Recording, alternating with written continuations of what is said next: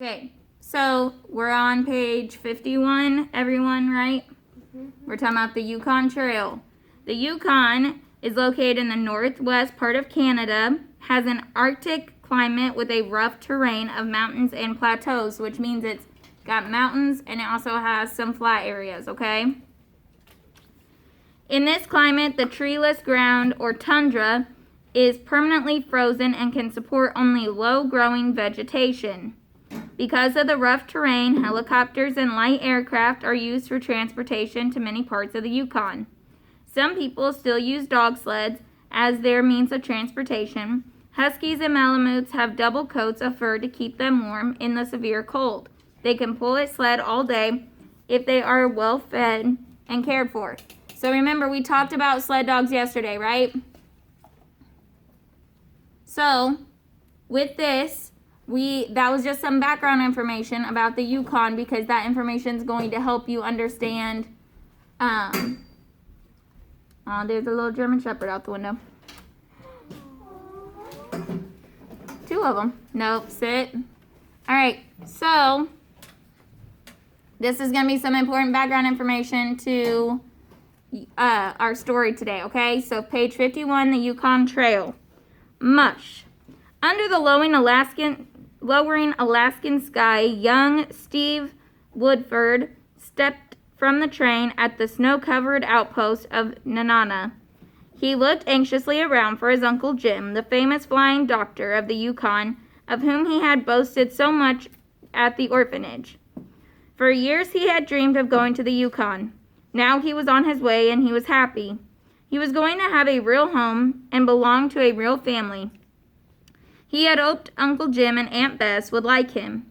The young Indian who came up grinning couldn't have been over 16. "You're Steve?" he asked in perfect English. "Well, I'm Sam Ketchum. I've got a letter for you. There's been a lot of sickness up in the Yukon, and your uncle couldn't fly down for you." Steve's heart sank as he took the letter. It was short. Uncle Jim wrote about how busy he was and that he might not be able to fly down for 2 or 3 weeks. "Sam Ketchum is a young Indian guide who works for me," the letter went on. "I've told him to make you comfortable at the hotel. In a day or two, he will be starting back for the Yukon with my new dog team. You could go with him if you wish, but I would not advise you to do so. It is a 350-mile mush through wilderness and tundra, and it would be a hardship for a boy accustomed to a soft life of civilization." So, Steve is a worker and a guide for his uncle, right? And Steve is going to be leaving in the next couple days to go on a 350-mile trip with just a sled dog team, okay? So his uncle said, "You can go with them if you want, but it's not going to be easy, so I don't really advise it." How many of you would go? Raise your hand. All right. Steve read the letter several times at the hotel. It disturbed him that his uncle should think he was soft. Then, when he joined Sam for dinner at a venison roast, he said, "I wanted to come up here last year, Sam, but Uncle Jim wouldn't let me.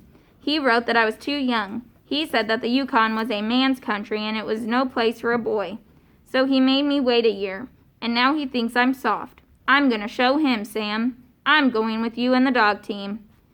Sam laughed. "It won't be easy," he warned, "but you have to learn about dogs sometime if you're going to be of any help to your uncle. We'll start at dawn." It frightened Steve to think of the trip when he went to bed. He had never seen a big sled dog. Some were part wolf and said to be dangerous. It was still dark when the hotel man came with a set of fur breeches and a hooded parka, fur boots, and a fur sleeping bag. Sam was waiting for him at the sled, with 7 mighty huskies straining at their harness, anxious to be off. So he has all this fur stuff because he's going to be out in Arctic weather, which is very, very cold, typically even below 0. So he's also going to be outside. It's not like he's in a covered cart, right? So he has to have something that will give him a lot of protection. "Better meet some of your dogs," Sam said. "The first one, your leader, is Mutt. He's been to the Yukon before and he knows the trail. The tawny big brute lowered its head and watched Steve with suspicion.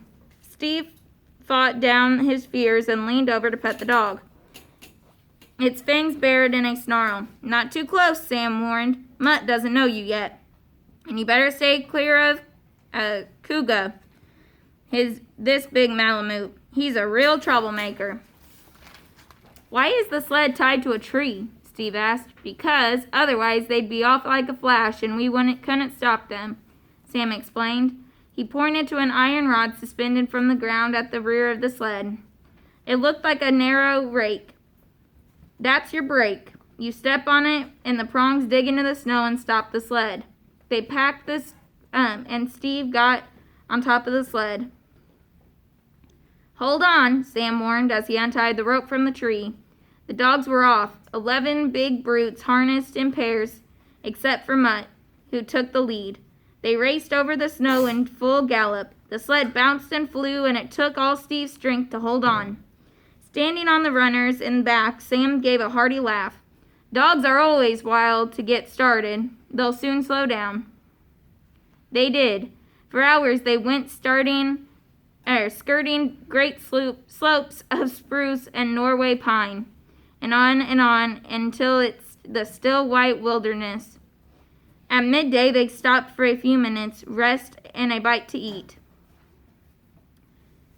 "Now you drive," suggested Sam. "I'll run behind for a while to get warm, but whatever you do, don't fall off the sled. You'll not be able to stop the dogs. You'll not be able to, and you'll lose them and the sled and all your food. It's not a good way to die." So he's saying, make sure you're following along, guys. So he's saying that if you fall off, you can't stop them. And then not only do you use the sled and the dogs as a way to get where you need to go, but all your food's in the cart too, right? Is in the sled. So he said it's not a good way to die because you'll freeze and you'll starve to death, right? This is also type of what? Does anyone know what this is? It's foreshadowing that something might happen, right? Steve leaped on the runners. "Get going," he shouted. Mutt turned his head back and looked at him, but nothing happened. "Holler mush," Sam suggested. "When you want to go right, holler gee. When you want to go left, up. And swing the sled around corners so it doesn't tip." Steve nodded. "Mush," he screamed. It worked. He stood proudly on the runners. He was driving a dog team. There was real work to it, he soon discovered. Keeping the sled upright at curves was tricky, and he had to be careful to avoid stumps and rocks that might smash the sled. On the down slopes, he stood on the brake to keep from running over the dogs. But suddenly, it happened. He made the mistake of looking back too long at Sam, who was jogging half a mile behind them. He hit a slope and his feet slipped from the runners. But he held on, dragging as the sled gathered speed, going downhill until it pushed the dogs into a wild, scrambling heap. Then the sled tipped. It started one of the wildest dogfights Steve had ever seen. Each seemed to be blaming the other for what had happened, and they snarled and slashed with White Fang's fury. Stop them, Sam yelled. Steve stood frozen with fear. He didn't move. He didn't dare venture close. Alone on the tundra. Sam came up full speed, screaming at the dogs. He pried them loose one by one with a snowshoe and straightened up their harnesses, which had become badly tangled. Then he mopped the sweat from his face. "You'll have to learn how to do that quick," he gasped. "If you don't, you'll lose a dog or two before you know it." For 5 days they went on, and then Sam began to have chills and fever. "I was in the hospital for a week before you came," he explained. "Maybe I left too soon. It's coming back." So Sam's sick now, right? His guide. By noon he was groaning with pain and could not leave the sled. "There's a settlement over on Carlson Creek," he whispered. "You better get me there fast." Steve reached the hollow among the bluffs in 3 hours, but only the woman and the children were there to meet them. The men were out for a week-long hunt. "This one needs the doctor," said an old woman. Steve went cold with dread, but he knew what had to be done. Sam says my lead dog knows the trail well. I'll go get the doctor. Sam mumbled in protest. You'll stay here, he gasped. Your uncle flies to the settlement every so often for a check. It might be weeks, said the old woman. There is much sickness. I'll go, said Steve. He had no choice. Soon he found himself alone on the trail with a fierce pack of Malamutes and Eskimo Huskies, and he felt panic rising within him.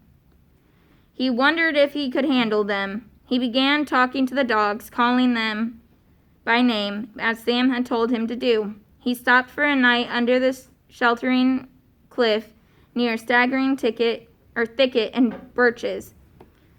Now the moment of dread he dreaded had come. He had to handle the big dogs. Steve tried not to show his fear. The big leader dog watched with yellow eyes as he approached, its ears flattened to the massive head. As Steve reached down to unfasten the harness, the wolf dog snarled. Easy, Mutt. Swiftly, Steve unharnessed the dog and led it to the nearest birch tree and tied it up. He came away weak, but bursting with a happiness he had never known. He could do it. The other dogs, even the big Malamute Cougar, were easy after that. One day followed another with perfect weather. Sit up, guys. The dogs were beginning to know him. Some even licked his hand. But Mutt, the leader, remained sullen, which means he remained kind of indifferent, right? Then he saw the plane in the sky one morning. It circled above him. His uncle waved, and Steve formed big letters in the snow and told him to go to Sam at Carlson's settlement. A howling Arctic blizzard started that night and kept him in his sleeping bag for 2 days. The third morning dawned clear, and he looked out on a white world. No dogs were in sight. They had been buried by the snow. They all mushed north. That afternoon, he became careless. He did not see the low branch until it struck him with a stunning blow in the face. He was falling. Don't use your sled or you die. Sam's words came roaring back into his head. With all his strength, he tried to hold on, but it was no use. His fingers slipped and he lunged headlong into the snow. He floundered. He tried to raise his feet, but the earth seemed to tilt on end, and he couldn't tell which side was up. The dogs in the sled were speeding away. He could see them vaguely. In a few moments, they would be gone. There was nothing he could do to stop them. His food, his sleeping bag, even his snowshoes were in the sled. A man couldn't live very long on a lonely tundra without them. In that reeling instant, a terror, he seemed doomed. His mind cleared, and instinctively he cried out to the top of his lungs, Gee, gee, gee, Mutt. What does gee mean? Keegan? Does it mean right or left? Right. He held his breath. For a terrible instant, nothing happened. But suddenly, the big lead dog swung to the right. He waited until the whole team had turned. Then he screamed again, Gee, gee, Mutt. Once more, the lead dog turned. They were coming back now. Steve got to his feet and stumbled to meet them, waving his arms. He tripped over the snowdrift and sprawled before the onrushing team. That was all he could remember for a long time. Then he opened his eyes, finally, to see it seemed like a miracle had happened. Mutt, towering over him, was licking his face. He threw his arms around the big dog, buried his face in the heavy fur, and let the tears come. Even a man would cry in Alaska if there was no one there to see his tears. From that day on, his uncle paid daily visits to watch his progress and to drop sandwiches and food from Aunt Bess. In the first of these packages, he found a note. I have seen Sam, wrote his uncle. He's doing fine, thanks to you. If you keep up the good speed, you should reach home in 3 days. We'll be waiting. Steve felt a deep inner excitement. Home, in 3 days. He could drive a dog team now, and he felt sure that he could be of real use to his uncle. They would not find him soft and useless. They would like him.